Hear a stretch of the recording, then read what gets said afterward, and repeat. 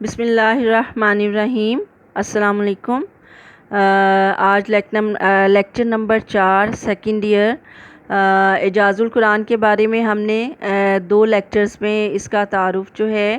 وہ بیان کیا ہے، اور قرآن مجید کی سورہ بقرہ جو ہے وہ سیکنڈ ایئر کے سلیبس میں شامل ہے، اور سورہ بقرہ جو ہے اس کا تعارف جو ہے وہ دیکھتے ہیں کہ سورہ بقرہ جو ہے قرآن مجید کی دوسری صورت ہے،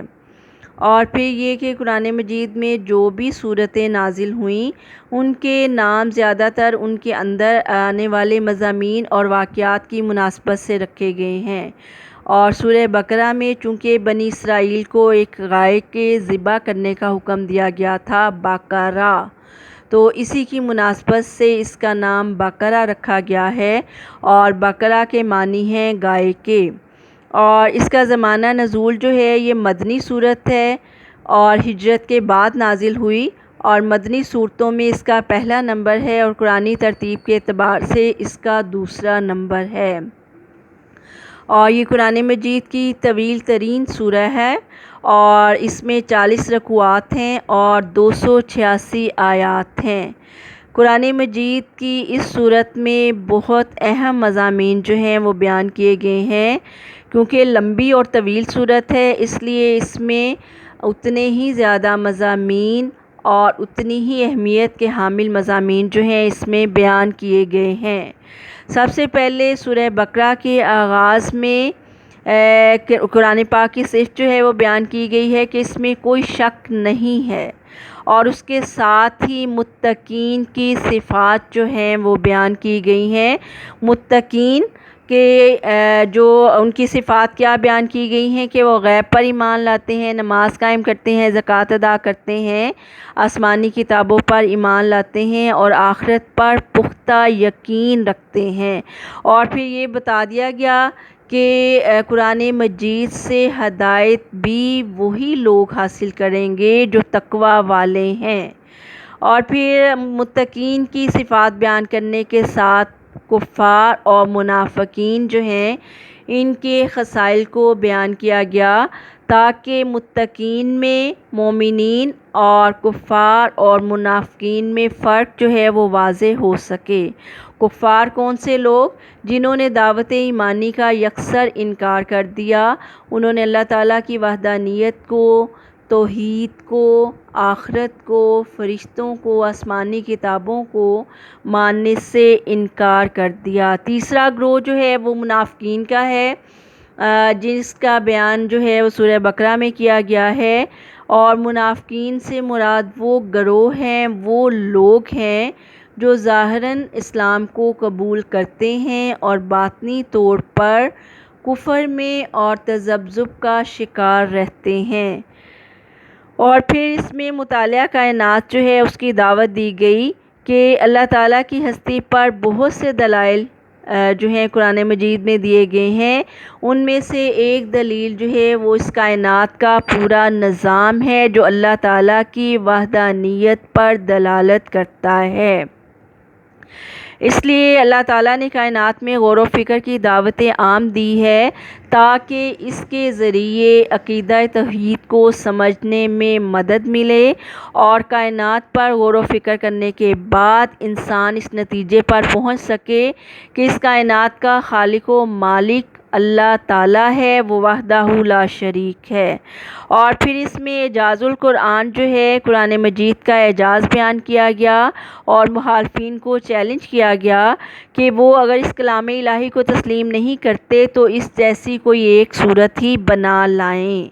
اور پھر اس میں سب سے اہم جو ہے وہ قصہ آدم و ابلیس جو ہے اس کو بیان کیا گیا ہے، حضرت آدم علیہ السلام کی تخلیق کا قصہ، اور پھر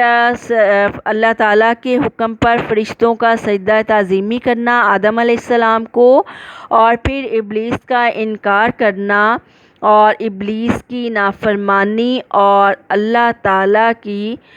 جو اس نے نافرمانی کی، سجدہ کرنے کا انکار کیا، تو اس وجہ سے اللہ تعالیٰ نے اس کے تکبر کی وجہ سے اس کو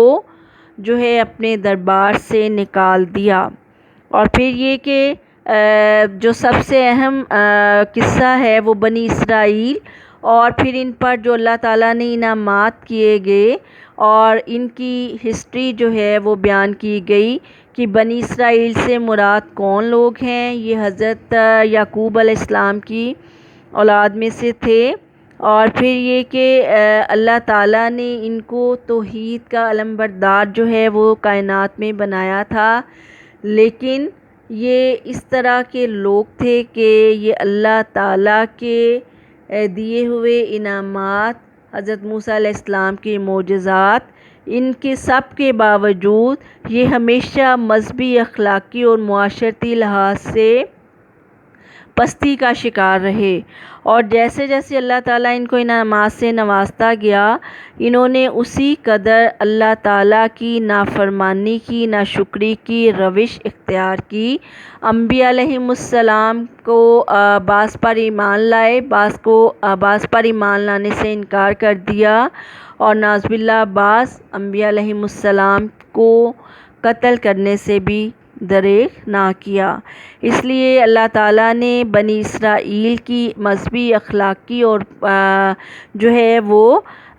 مذہبی، اخلاقی، معاشرتی حالت کو اس میں بیان کیا ہے کہ مسلمان جو ہیں، یہود و کفار جو ہیں، ان کے ارادوں سے جو ہیں وہ مکمل طور پر آگاہ ہو سکیں، اور یہ کہ یہ کبھی بھی مسلمانوں کے دوست نہیں ہو سکتے۔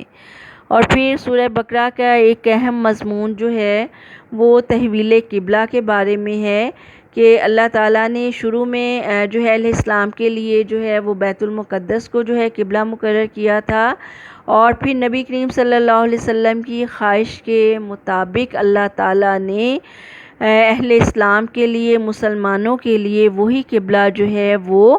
مقرر کیا جو ابراہیم علیہ السلام اور ان کے بیٹے اسماعیل علیہ السلام نے تعمیر کیا تھا۔ پھر انہوں نے اس کی تعمیر کرتے وقت کیا دعا مانگی، اس کا تذکرہ بھی جو ہے وہ سورہ بقرہ میں ملتا ہے،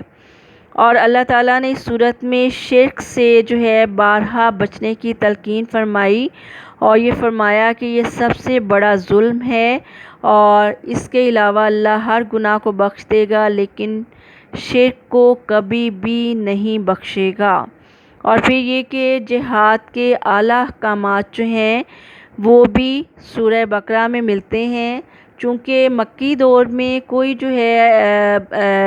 جہاد کا حکم نازل نہیں ہوا تھا، اور اس کا حکم بھی مدنی زندگی میں نازل ہوا، اور اس کی آیت نمبر 190 میں اہل اسلام کو جہاد کرنے کی اجازت دی گئی کہ ان کافروں کے ساتھ لڑو جو تمہارے ساتھ لڑتے ہیں، اور اس وقت تک ان کے ساتھ لڑتے رہو جب تک کہ فتنہ ختم نہ ہو جائے۔ گویا اعلیٰ ترین شرعی حکم جو ہے جہاد کے بارے میں وہ بھی سورہ بقرہ میں ملتا ہے۔ حج اور عمرے کے احکام جو ہیں وہ بھی، اس کے مناسک، اس کے احکامات جو ہیں وہ بھی سورہ بقرہ میں بیان کیے گئے ہیں تفصیلاً۔ اور پھر ابراہیم علیہ السلام اور ان کی اولاد جو ہیں، جو یہود یہ کہتے ہیں کہ ہم ابراہیم علیہ السلام کی اولاد ہیں، تو اللہ تعالیٰ نے اس بات کو واضح کر دیا کہ ابراہیم علیہ السلام جو تھے وہ توحید پرست تھے، وہ یکسو تھے اور اللہ ہی کے ہو جانے والے تھے، اور یہود و نصارہ کو یہ متنبع کیا گیا کہ وہ اب حضرت ابراہیم علیہ السلام کی روش پر پیروکار نہیں رہے، انہوں نے عقیدہ توحید میں شرک کی آمیزش کی ہے، انبیاء علیہم السلام کو اللہ تعالیٰ کی ذات میں، اس کی صفات میں شریک کرتے ہوئے، تو انہیں یہی کہا گیا کہ اگر تمہیں دین ابراہیمی کی تلاش ہے تو پھر نبی کریم صلی اللہ علیہ وسلم کی شریعت کو اختیار کرو۔ اور پھر اس میں زندگی آزمائش ہے مسلمانوں پہ یہ واضح کر دیا گیا کہ راہ حق میں مسلمانوں کو، اہل اسلام کو مشکلات کا پیش آنا ناگزیر ہے۔ اس صورت میں نماز اور صبر سے مدد لی جائے، رزق حلال جو ہے اس کو حاصل کیا جائے، احکام الہی کو چھپایا نہ جائے، قصاص اور صیام رمضان کے بارے میں احکامات اس میں موجود ہیں، اور جوے اور شراب سے منع کیا گیا، عائلی زندگی کے جو ہیں کئی احکامات طلاق، عدت، نکاح ثانی، اولاد کی رضاعت کے حوالے سے، مہر کے حوالے سے، بیوہ عورتوں کے بارے میں احکامات جو ہیں اس سورہ میں بیان کیے گئے ہیں۔ اور پھر اس سورت کی فضیلت جو ہے اس قدر زیادہ ہے کہ نبی کریم صلی اللہ علیہ وسلم نے فرمایا کہ جس گھر میں سورہ بقرہ کی تلاوت ہوتی ہے وہاں شیطان داخل نہیں ہو سکتا۔ پھر آپ صلی اللہ علیہ وسلم نے یہ بھی فرمایا کہ سورہ بقرہ جو ہے قرآن پاک کی کوہان ہے، یعنی یہ سورت قرآن پاک میں اس طرح نمایاں ہے جس طرح اونٹ کی پشت پر کوہان نمایاں ہوتی ہے۔ پھر اس کی آخری 2 آیات جو ہیں وہ نہایت فضیلت کی حامل ہیں۔ آج کا جو لیکچر نمبر 4 ہے یہیں پہ اس کا اختتام کرتے ہیں۔ کل انشاءاللہ سورہ بقرہ کی پہلی 5 آیات جو ہیں ان کا جو ہے ترجمہ اور تشریح جو ہے وہ بیان کیا جائے گا۔ صدق اللہ العظیم۔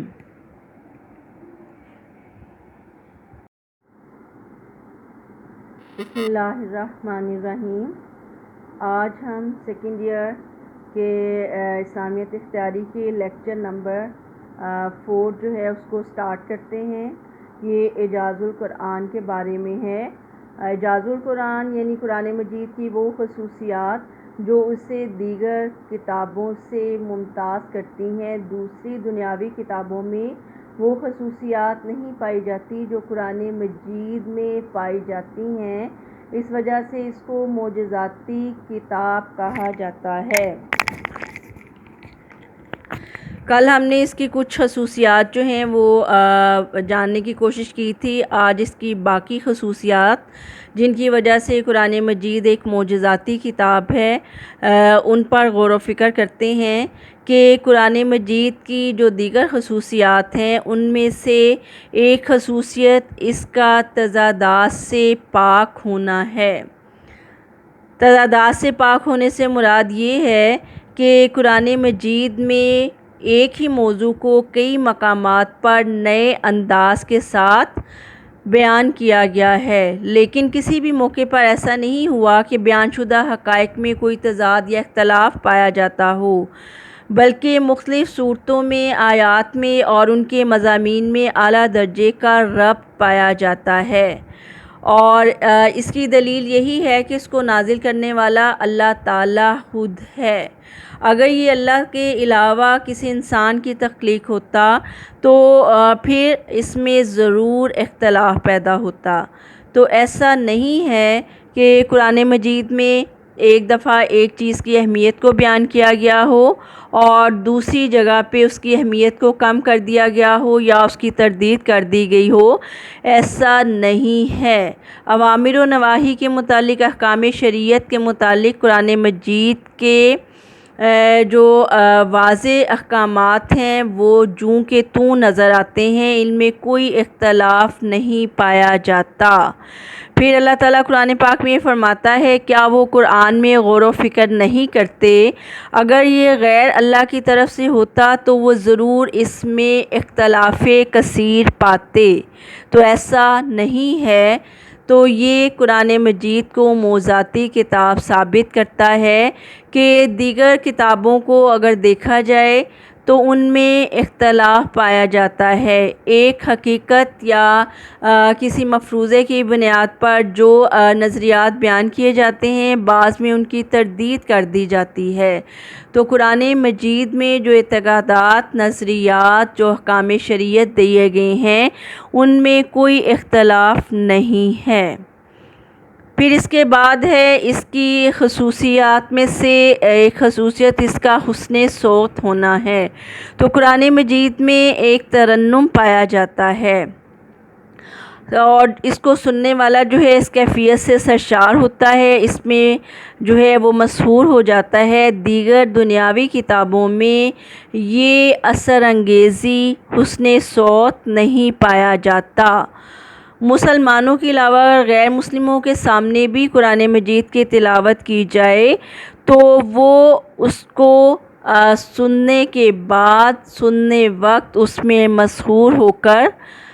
مجذوب کی کیفیت جو ہے ان پہ طاری ہو جاتی ہے، اور یہاں تک کہ چرند اور پرند جو ہیں ان کے سامنے اگر قرآن خوانی کی جائے حسن صوت کے ساتھ تو وہ بھی مسحور ہوئے بغیر نہیں رہ سکتے۔ تو یہ بھی قرآن مجید کی خصوصیت ہے۔ اور پھر یہ کہ قرآن مجید میں اس کی آیات میں، اس کی صورتوں میں اور اس کے مضامین میں طہارت، پاکیزگی پائی جاتی ہے۔ کہیں بھی ایسا نہیں ہے کہ کوئی ایسا لفظ اس قرآن پاک میں شامل نہیں جو شائستگی کے معیار سے نیچے ہو۔ حضرت یوسف علیہ السلام سے عزیز مصر کی بیوی کا محبت کا قصہ جو ہے وہ بھی خاصا تفصیل کے ساتھ بیان کیا گیا ہے، لیکن کہیں بھی ایسا نہیں ہے کہ حیا کے آداب جو ہے کسی بھی مرحلے میں ان کو مجروح کیا گیا ہو،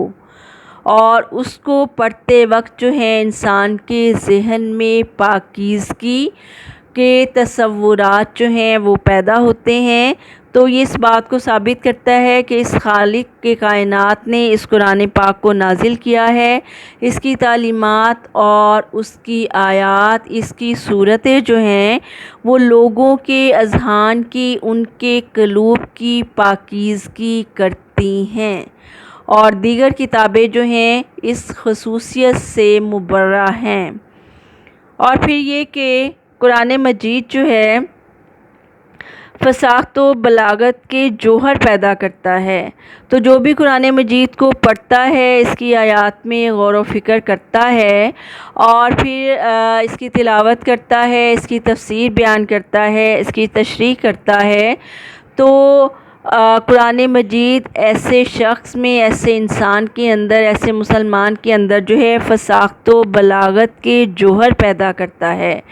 کیونکہ قرآن مجید جو ہے وہ کم سے کم الفاظ میں زیادہ سے زیادہ مفاہیم کو بیان کرنے کی صلاحیت رکھتا ہے، اور قرآن مجید کو پڑھنے والے، اس کو سمجھنے والے جو ہیں ان کے اندر بھی یہی خصوصیت جو ہے بدرجہ اتم پائی جاتی ہے کہ وہ چونکہ قرآن مجید تمام علوم کا سرچشمہ ہے، تو اس کو پڑھنے والا جو ہے وہ دیگر علوم میں بھی مہارت حاصل کرتا ہے، اور ایسی مہارت حاصل کرتا ہے جس میں فصاحت و بلاغت جو ہے نمایاں طور پر نظر آتی ہے۔ اور پھر قرآن مجید کی ایک خصوصیت یہ بھی ہے کہ قرآن مجید جو ہے وہ اس کا چیلنج جو ہے وہ کوئی قوم، کوئی قبیلہ، کوئی شخص، کوئی غیر مسلم، کوئی مستشرق جو ہے آج تک اس کو چیلنج نہیں کر سکا اور اس چیلنج کا جواب نہیں دے سکا۔ عربی لوگ جہاں پہ قرآن مجید جو ہے اہل عرب میں نازل کیا گیا، جو اپنے آپ کو افصح اللسان سمجھتے تھے اور دیگر اقوام کو اپنے مقابلے میں اجمی یعنی گونگا تصور کرتے تھے، تو اتنی کوششوں کے باوجود وہ قرآن مجید کے مقابلے میں کوئی آیت جو ہے وہ پیش نہ کر سکے۔ اور پھر قرآن مجید نے خود جو ہے اللہ تعالیٰ نے اس بات کا جو ہے وہ کفار کے سامنے چیلنج رکھا کہ وَإِن كُنتُمْ فِي رَيْبٍ مِّمَّا نَزَّلْنَا عَلَىٰ عَبْدِنَا فَأْتُوا بِسُورَةٍ مِّن مِّثْلِهِ وَادْعُوا شُهَدَاءَكُم مِّن دُونِ اللَّهِ ان کنتم صادقین۔ اور اگر تمہیں اس کتاب میں شک ہے جو ہم نے اپنے بندے محمد صلی اللہ علیہ وآلہ وسلم پر نازل کی ہے، تو اس جیسی ایک صورت ہی بنا لاؤ اور اپنی مدد میں اللہ کے علاوہ سب کو اکٹھے کر لو، پکار لو اگر تم اپنے دعوے میں سچے ہو۔ تو وہ 1400 سال گزرنے کے بعد بھی کوئی شخص جو ہے، کوئی مذہب کا ماننے والا، کسی بھی مذہب کا پیروکار اللہ تعالیٰ کے اس دعوے کی حمایت میں کوئی جواب یا چیلنج جو ہے وہ نہیں دے سکا۔ پھر یہ کہ قرآن مجید جو ہے معجزاتی کتاب ہے اس لحاظ سے بھی کہ اس میں جو پیشین گوئیاں قرآن مجید نے مختلف واقعات کے بارے میں بیان کی، تو وہ پیشین گوئیاں جو ہیں حرف بہ حرف جو ہیں وہ درست ثابت ہوئیں۔ مثال کے طور پہ اس کی حفاظت کا ذمہ جو ہے اللہ تعالیٰ نے خود لیا اور اس کا دعویٰ کیا کہ اِنَّا نَحْنُ نَزَّلْنَا الذِّكْرَ وَإِنَّا لَهُ لَحَافِظُونَ، کہ بے شک ہم نے قرآن حکیم کو نازل کیا ہے اور بے شک ہم ہی اس کے محافظ ہیں۔ تو 1400 سال گزرنے کے بعد قرآن مجید ویسے ہی اپنی اصل شکل میں محفوظ ہے جیسا کہ آج سے 1400 سال قبل نبی کریم صلی اللہ علیہ وسلم پر نازل کی گئی تھی۔ اور پھر یہ کہ ہجرت نبوی سے قبل رومی اور ایرانی سلطنتیں جو باہم برسر پیکار تھیں، اور ایران والے جو ہیں اس وقت فتح پہ فتح حاصل کر رہے تھے، لیکن قرآن حکیم نے روم والوں کو غلبے کی پیشین گوئی کی اور تھوڑی دیر گزرنے کے بعد رومیوں نے فیصلہ کن فتح حاصل کر لی۔ اور پھر یہ کہ فرعون کے بارے میں کہ وہ سمندر میں ڈوب کر جو ہے اللہ تعالیٰ نے فرمایا کہ ہم نے اس کو ہلاک کر دیا ڈبو کر سمندر میں، تو لیکن اس کے بدن کو، اس کے جسم کو لوگوں کے لیے عبرت کے طور پر محفوظ کر دیا۔ تو یہ آج بھی مصر کے عجائب گھر میں اس فرعون کی لاش جو ہے محفوظ رکھی ہوئی ہے اور لوگوں کے لیے عبرت کا سامان ہے۔ تو اللہ تعالیٰ نے جو کچھ اس قرآن مجید میں بیان کیا وہ سارے کا سارا سچ پہ مبنی ہے، اور یہ اس کتاب کی صداقت جو ہے اس بات کو ظاہر کرتی ہے، اس بات پر دلالت کرتی ہے کہ قرآن مجید کو نازل کرنے والا اللہ تعالیٰ ہے، اور اس کی صفات جو ہیں وہ کسی دوسری کتاب میں موجود نہیں ہیں، کیونکہ یہ منزل من اللہ ہے، اس لیے اس پر عمل کرنا، اس کو پڑھنا، اس کو سمجھنا تمام مسلمانوں کے لیے ضروری ہے۔ صدق اللہ العظیم۔